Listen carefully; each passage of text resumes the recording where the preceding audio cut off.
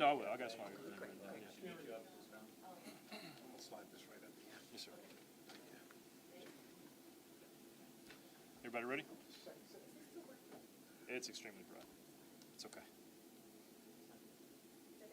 It's fine. Yeah.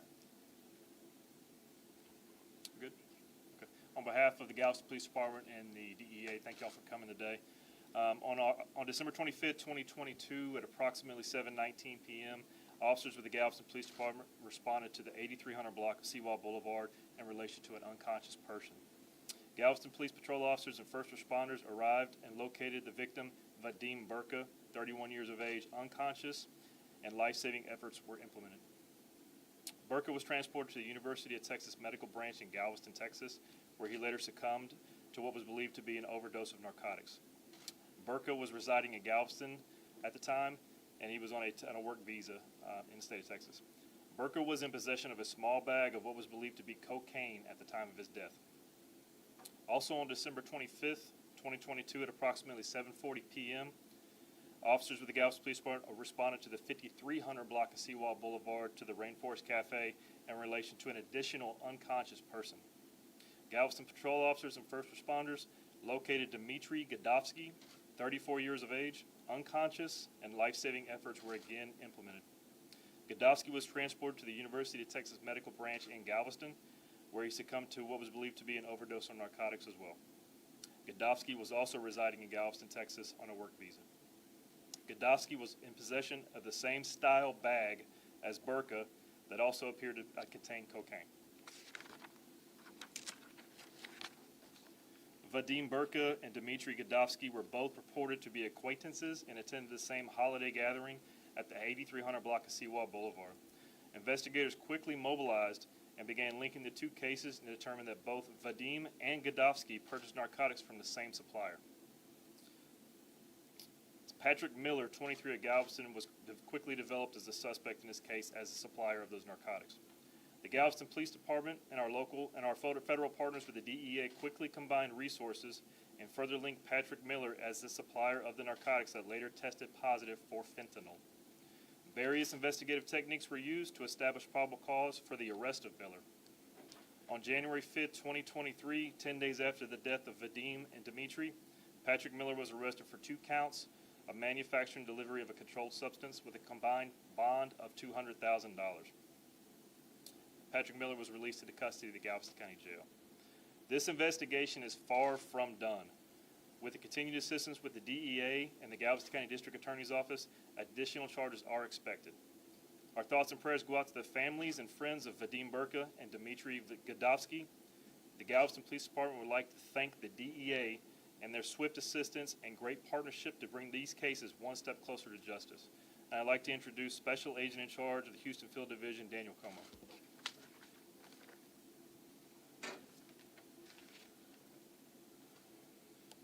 Could you give your name one more time, sir? Daniel and Como, C-O-M-E-A-U-X,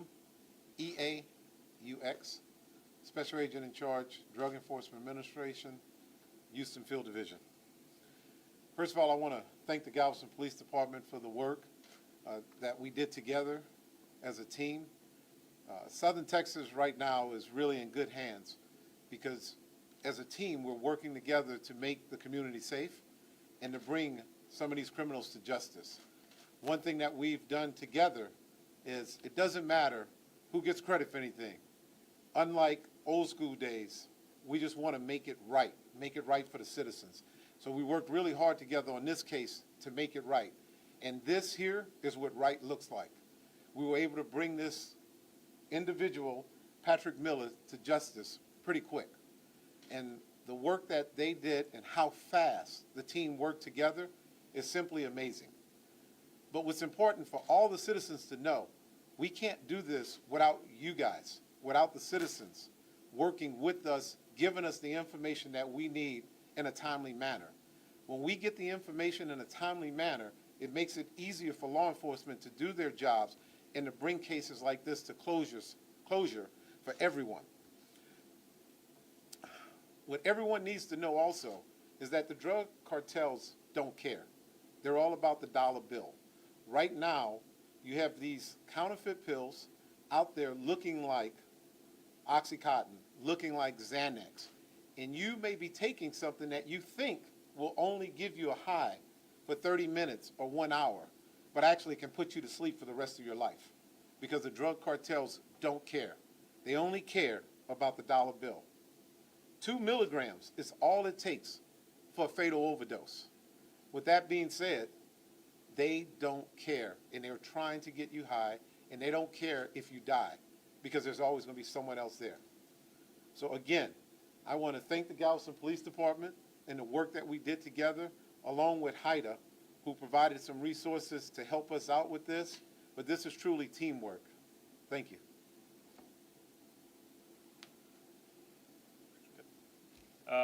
Big thank you to all the investigators here at the Galveston Police Department, the DEA's office as well. Big thank you to lead investigator Tony Rogers, who worked this case. We'll open it up for some questions, some Q&A session. Yeah, real fast. In the case of Birca and Dimitrije, obviously you found that you said it was cocaine probably laced with fentanyl. Is there any indication that there were others at that same party that may have gotten it and may have gotten sick but just didn't pass away? You found that out in your investigation? We don't have any indication of that, no, sir. And at this time, Miller is from where? Currently living in Galveston, Texas. And I was going to ask you, Special Agent Como, if you can talk to the broader sense of that. There seems to be a lot of, obviously, fentanyl's been focused on. This county is one of the higher rates of overdoses along with fentanyl. But it's one of those things, too, you're seeing in the DA where it's getting into almost anything, even marijuana and the like, that gets normally passed. That, like you said, drug cartels don't care, but they're lacing almost anything that's out there. You're absolutely correct. At this time, it's synthetic, so it's easier to get. It's man-made. You could be a mad chemist in a garage putting a cocktail together. This is not being made by million-dollar machines. This is being made sometimes with a spoon. And if you get the measurement wrong, it can be an immediate death. And that's what's happening right now. In Chief Valley, I wonder if you could answer, recently the Galveston County News had a really good story on the fact that the restaurants in this town were concerned because obviously these both were gentlemen working on visas here. What's the GPD doing, working with the restaurant associations and the like to really help spread the word? Since a lot of their employees may be on these visa programs or anyone else, whether what they do outside, to get the word out that maybe that way to help them on this side. I think that a lot of what we can do is to try to educate, as we are right now, and getting the word out there that there's poison on our streets. We're aware that it exists. We're aware that it is there. And we're asking for help from our citizens, our residents, to please call. If you know of someone or somewhere that this poison is being peddled, please let us know. You may remain anonymous, but we would like to know. Call in, give us that information, and we will relentlessly pursue all avenues to ensure that this poison is taken off of our streets. To those who would go out and distribute and peddle this poison to our citizens, telling you now that Galveston Police Department detectives and investigators will pursue you, they will arrest you, and you will be prosecuted. If you harm someone, you will be prosecuted to the fullest extent of the law. When you sleep at night, you should probably do so with one eye open and wonder if tonight is the night that the Galveston Police Department SWAT team comes knocking on your door. It's not going to happen in Galveston. We are going to do our jobs. You will not operate with impunity on Galveston Island. Agent Como, I forgot to ask you this. Are you expecting any federal charges to come forward on Miller? We're working right now. We're going to do what's best to get the best results for the investigation. When you say that additional charges are expected, are you referring to the suspect in custody or to additional suspects? Both. I mean, simple answer is both. We're going to continue to work this investigation. This investigation is not closed.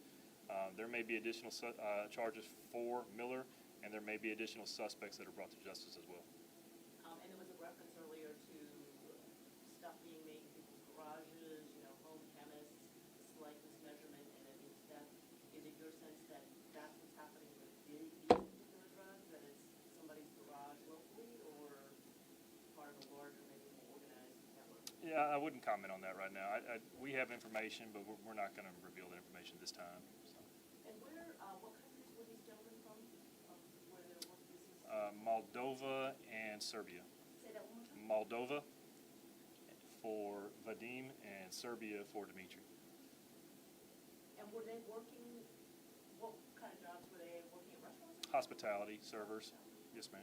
How long had they been here? I don't have that information in front of me. I apologize.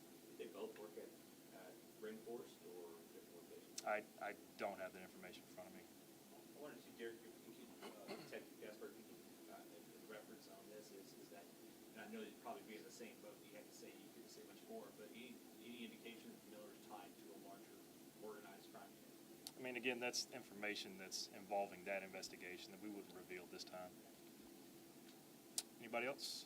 Are the remains being sent home to New York?